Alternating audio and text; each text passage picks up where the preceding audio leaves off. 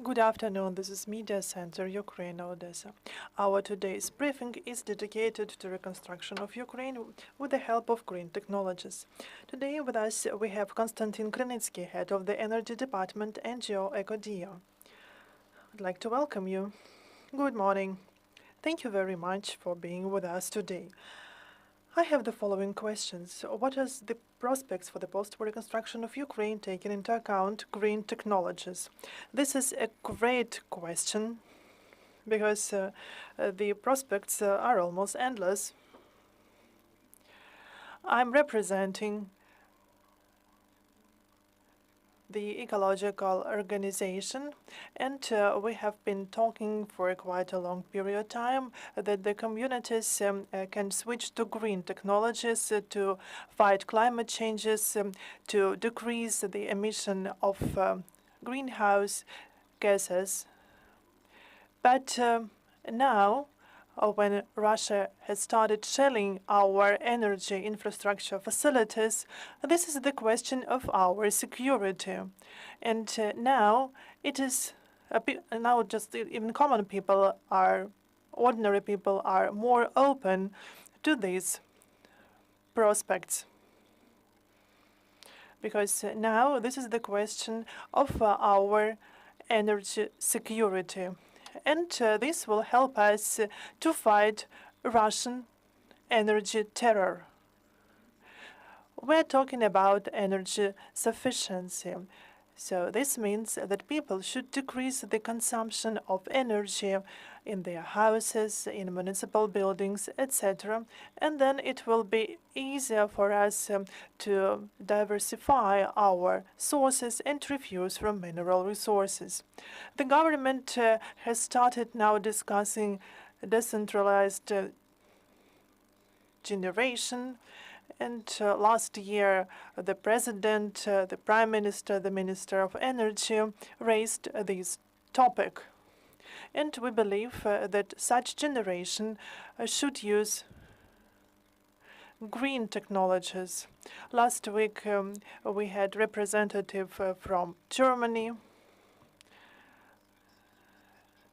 and they visited a village with our other partners, and solar panels with the pump were installed in local ambulance cleaning. And it was announced that Germany is ready to support Ukraine in recovery with green technologies and to allocate 1 million euros. We hope that our government will support this and will also implement local programs in Ukraine. The next question.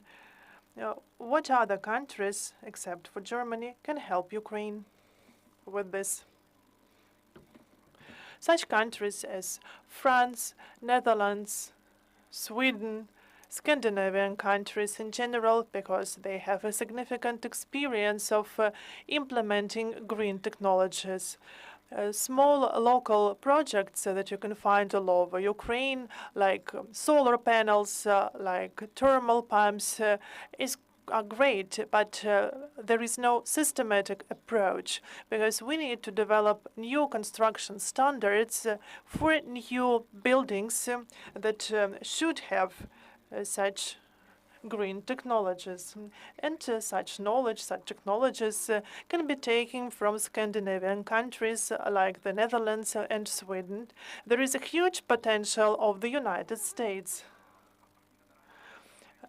The United States are more focused on nuclear generation, both on their domestic market and in Europe. But their government, their municipalities can also support Ukraine.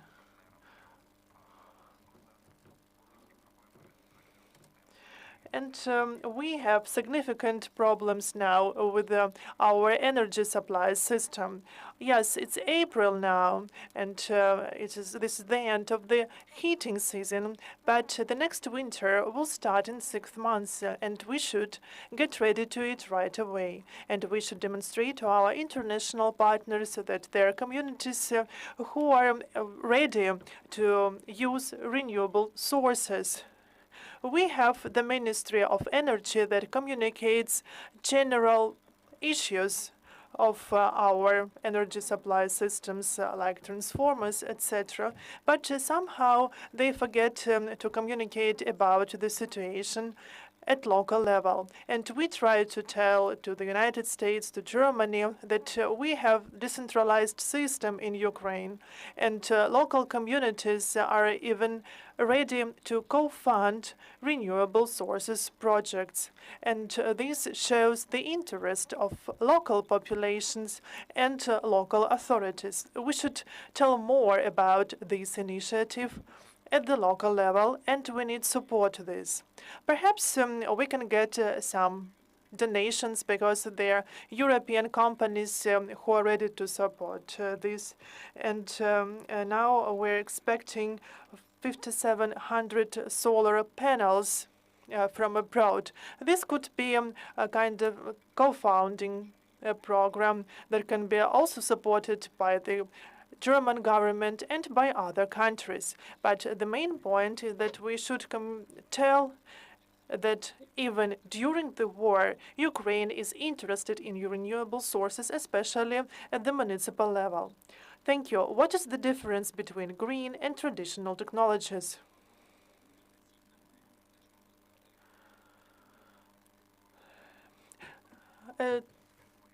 Traditional technologies, these are technologies that use traditional fossil fuel and also coal. But these such type of technologies, they have led to climate crisis that we are facing all over the planet. And in winter, even in Ukraine, we have high temperatures, there is no snow, and in summer it has become extremely hot. The leading countries, the European Union, they try to decrease the consumption of fossil fuel. Ukraine has got a candidate status, and there is a so-called the European Green Deal that envisages gradual substitution of fossil fuel, gas, coal, with the renewable sources like bioenergy, the solar energy, wind energy. These are the three main pillars of renewable generation of energy. And renewable sources are less harmful than the emissions caused by the traditional fuel fossils. And there is the question of nuclear energy.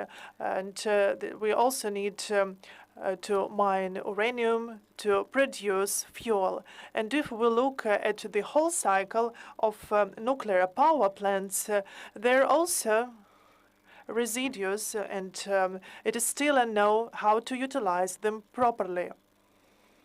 So nuclear energy is also highly contaminant comparing to wind turbines, solar panels, and other objects of bioenergy. Thank you very much, Mr. Krynytskyi. We have a question from the floor. Good afternoon. My name is Anatoly Kosin. I'm representing Media Center Ukraine, Odessa. I have the following question. If we take into account the damages to the energy supply system,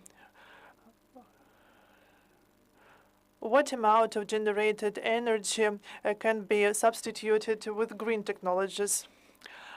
According to the official information of the Ministry of Energy and Ukrenergo, 44% of our facilities have been damaged or destroyed.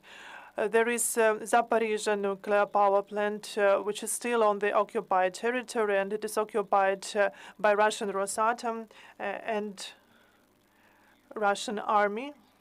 And this is 6 gigawatts of the capacity. And everyone now says about decentralized generation in Ukraine, but it is clear how to organize this at the level of one building or one cleaning, as we have already done in a village I've mentioned. And but now Ukraine needs proper international model, quality model for smooth transition. We believe that we should develop decentralized generation because this is the question of the security of communities. And that would be wrong if I said now that if we have solar panels all over the place, we could solve the issue. No, it doesn't work like that. Green technologies can help to mitigate the negative impact and to prevent it in the future. And this can also provide some backup to our system as well. But the Europe has developed its own approach. They transfer to the renewable. They have been transferring to the renewable sources. And when we speak about emergency measures for schools, for pipelines, we should already think about how new equipment can be integrated in the big system at the level of Ukrenergo. And we still need a quality model with different scenarios, how to decentralize our energy system to the maximum extent possible. Of course, this is not the task for one day or 1 year.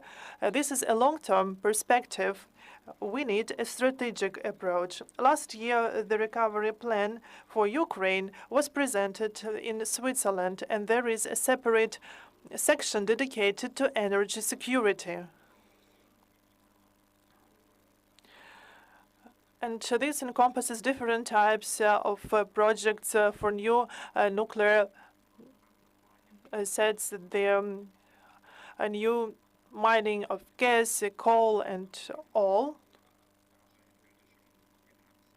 But Ukraine is ready to refuse from coal now.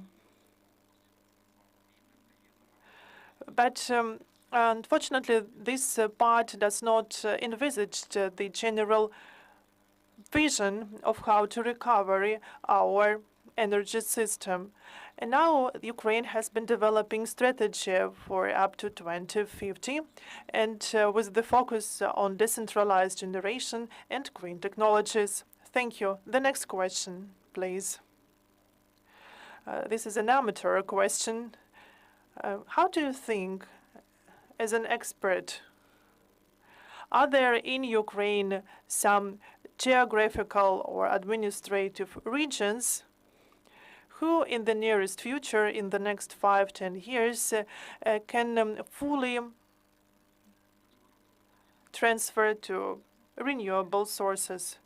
So it's 2023 now, and 4 years ago, 7 Ukrainian cities like Zhytomyr, Lviv, and others announced that they were going to use 100% of renewable sources by 2015. So even before the full-scale invasion, this topic was discussed, and there were specific cities that thought that that was their strategic potential.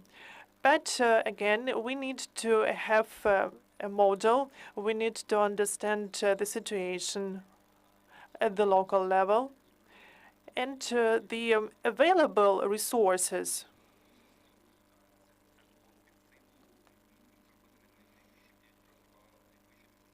It is possible to do in the next several decades. If to compare our situation with the European Union, we have one advantage. We have a centralized heating system that was inherited from the Soviet Union. In Europe, a lot of countries want to come back to that centralized system, because when you have centralized heating system, it is easier to decarbonize it. And it is easier to install thermal pumps for central heating. And this will provide quicker the renewable sources for a bigger number of people. And I think that the potential is really huge. Our partners, such NGOs as Eco Club, have provided assessment for Lutsk, how such pumps can be installed for central heating network. And this is an innovative tool And this could be a really positive experience for other cities of Ukraine. Thank you. Do we have any other questions? There are no questions. Then we'll stop here. Mr. Krynytskyi, thank you very much for joining us today. Thank you too. That was Kostyantyn Krynytskyi, head of the Energy Department, NGO Ekodiya. That was the last briefing for today. See you on Monday.